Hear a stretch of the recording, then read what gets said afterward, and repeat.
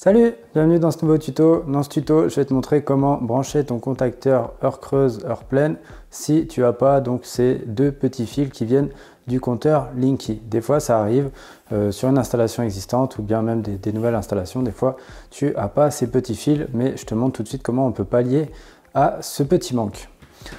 Donc, pour remplacer ce fameux contact, tu vois qu'il a, quand il est actionné, on écoute bien. Tu vois, il vient bien contacter ici, tac, on voit que là c'est enclenché et que là il s'en va une fois que le contact relâche. Si tu n'as pas ça, tu peux venir tout simplement pallier à ça avec une horloge. Donc une petite horloge modulaire, donc là tu vois c'est la marque Teben qui fait ça. Donc c'est une horloge toute simple. Donc voilà ce que c'est qu'une horloge. Donc là on va pouvoir venir en fait paramétrer sur celle-ci simplement les mêmes horaires que tes heures creuses et heures pleines pour enclencher ton contacteur.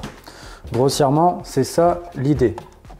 Donc là, on va venir la mettre ici. Attends. Voilà.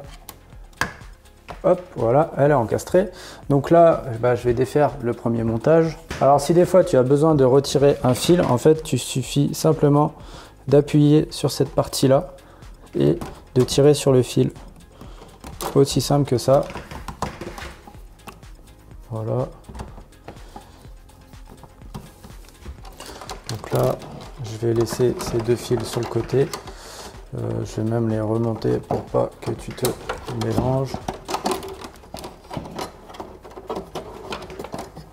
Voilà, donc là, on va garder celui-là, je le mets simplement de côté parce qu'on va s'en resservir, ça m'évitera juste de le refaire. Donc voilà, donc là, le branchement au niveau de ton contacteur, c'est exactement le même, c'est-à-dire que tu viens mettre ton combi disjoncteur contacteur avec ce petit branchement dessous. Donc tu vois, là pour le coup, je ne le change pas, on a toujours notre neutre à gauche et la phase à droite, donc ça c'est le câble du chauffe-eau. La seule chose qui va changer en fait, ça va être au niveau de l'alimentation de l'horloge, parce que forcément il va falloir elle venir l'alimenter, et ensuite pour récupérer le contact pour l'envoyer ici. Donc là, dans un premier temps, pour l'alimentation, tu vas venir alimenter ton horloge avec le 2 ampères, donc simplement avec neutre et phase directement sur l'horloge. Donc là, tout simplement, tu as juste à regarder dessous, c'est écrit L et N. Donc là, c'est simplement ce qu'on veut. Alors, ce que je te conseille de faire, c'est d'utiliser donc forcément du fil 1,5, de prendre des petites chutes que tu as peut-être eu auparavant, et éventuellement, quand tu branches des petits accessoires comme ça modulaires, c'est venir utiliser un fil d'une autre couleur. Donc là, moi, je vais venir utiliser le neutre, celui-là, il change pas. Donc pour le coup, donc là c'est pareil, hein, on a des clips, donc il faut faire un petit pont. Alors pour faire un petit pont, tu vois, tu fais simplement un petit U, tu vois, hop, tu dénudes des deux côtés et ça va te faire ton pont. Donc là, je peux venir brancher comme ça et ensuite directement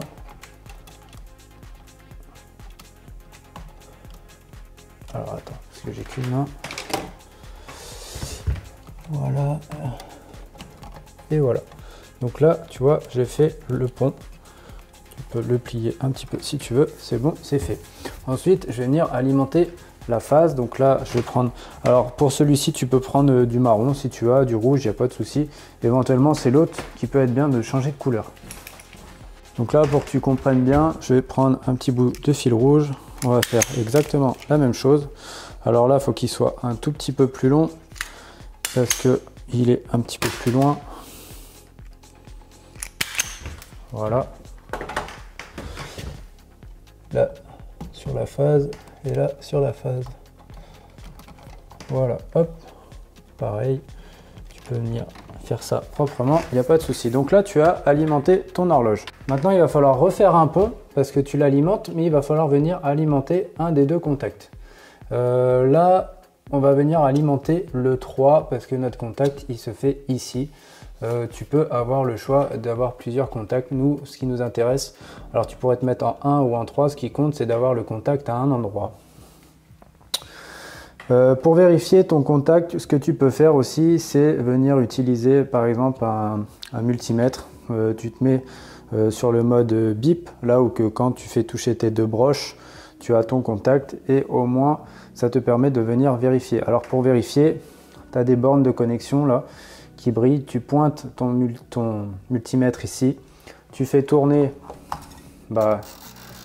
celle-là, donc là bien sûr pour que ça contacte, tu vois, là ça me dit que je suis sur 3 heures, donc il faudrait que 15 heures soit engagé. Là je l'ai engagé. Ah oui, mais là c'est le matin, c'était 3 heures du matin, parce que là il y a le 3, sinon ça serait un 15. Donc là je vais arriver à 9 heures. Donc on va venir engager par là, voilà, et là. Voilà, alors je ne sais pas si tu as écouté. Voilà, tu vois, on entend un clic, ça veut dire que ton contact se fait à un moment quand tu arrives à la bonne heure. Voilà, donc là maintenant on va venir donc réalimenter. Donc là tu prends le neutre. Alors le neutre tu peux le reprendre exactement au même endroit, hein. Tu peux prendre directement sur ton disjoncteur et donc là il vient lui toujours se brancher en A2. Tout simplement pour venir alimenter donc ta bobine avec le neutre toujours en A2. Voilà, donc là ça c'est bon, et là maintenant il va falloir donc venir récupérer le contact. Donc si tu prends la notice, tu vois ici, là on te montre que le contact il se fait en L1 et en 1.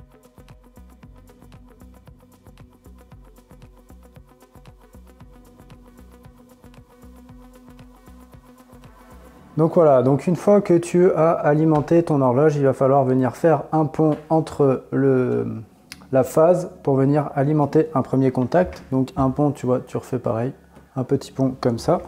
Là, je viens le mettre tout simplement ici. Donc là, je le mets pour le coup entre la phase et le 3 pour alimenter au moins un contact. Dans ce cas-là, voilà. Et donc ensuite, il va falloir prendre... Donc là, tu reprends un fil noir pour bien faire la distinction. Là, tu viens te brancher en deux parce que le contact, on peut voir ci-dessous qu'il est en deux. Donc là, tu te clipses, tu passes ça proprement derrière, tac, tu fais ta petite boucle. Donc pareil, je te mettrai le petit schéma pour que tu puisses bien comprendre la continuité de ce que je réalise. Voilà, et ensuite je viens me brancher en A1. Voilà, et donc là tu as réalisé donc une installation pour un contacteur chauffe-eau avec une horloge. Donc là maintenant tu vois, si on met le courant, donc tac, on peut, tu vois, il s'est directement enclenché. Donc si je viens tout simplement, donc là tu vois, tu peux avoir là si je mets par exemple l'aiguille comme ça, là tu vois c'est 15, 18, 21, ça veut dire qu'on est l'après-midi et qu'il est 4 heures. Là on a une petite flèche avec la grande flèche, donc là il est 16 heures. Quand tu es comme ça, donc là ça veut dire que tu vois, on voit sur les extérieurs donc il est enclenché. Donc nous si on veut pas qu'il soit enclenché, ça veut dire qu'il faut qu'il soit poussé comme ça. À l'inverse, alors ça tu peux le modifier facilement, hein. Tu peux même t'amuser si tu veux à régler ce principe là. Tu vois, suffit de tourner là. Donc là, voilà, là je suis sur 0. Là je suis sur 1. C'est pas très lisible, mais bon. Donc là on est à 3 heures du matin et on n'est pas à 16 heures. Voilà. Donc là tu vois, on est en off. Si par exemple je veux qu'il s'enclenche de 20h à 23h, il suffit de faire ça. Et là tu vois, j'ai passé 20h, 20h05 exactement, il s'est enclenché en mode automatique. Donc là c'est impeccable, c'est ce qu'on veut. Donc nous il faudrait peut-être mettre plus des horaires, tu vois, bon là tu arrives à 23h, tac, tu vois, hop, il s'enlève. Donc ça, c'est ce qu'on veut. Alors là, toi, il faut que tu regardes bien sûr les heures que tu as sur ton contrat EDF et que tu mettes exactement les mêmes. Mais voilà, tu as tout un réglage possible à ce niveau-là. Surtout si tu règles ça et que tu vois que ça force un peu, tu insistes pas, ça veut dire que tu es tout simplement sur le cran. Tu vois, simplement ce cran-là. Donc tu insistes pas. Voilà, donc là, on a fait le tour de ce tuto. Donc tu peux voir que tout simplement, ça te permet de venir pallier le problème donc quand tu n'as pas les deux fils contact d'EDF, et tu peux cependant profiter tout simplement donc des heures creuses et des heures pleines comme tout le monde. Il te suffit juste donc d'acheter ce petit module, cette petite horloge. Donc moi j'aime bien la marque Teben, je trouve que c'est assez fiable, c'est pas trop cher. Honnêtement je ne sais plus le prix parce que celle-là ça faisait longtemps que je l'avais en stock.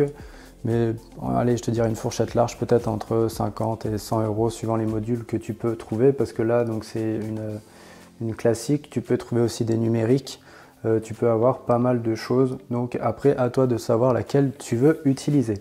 Le principe reste le même, ça te permet voilà, de venir compenser ce petit problème. Bah écoute, moi j'espère avoir été assez clair, t'avoir expliqué du mieux possible ce branchement là qui est quand même une bonne solution quand tu n'as pas ces deux fameux petits fils. Moi je te souhaite bon courage et je te dis à toi de jouer.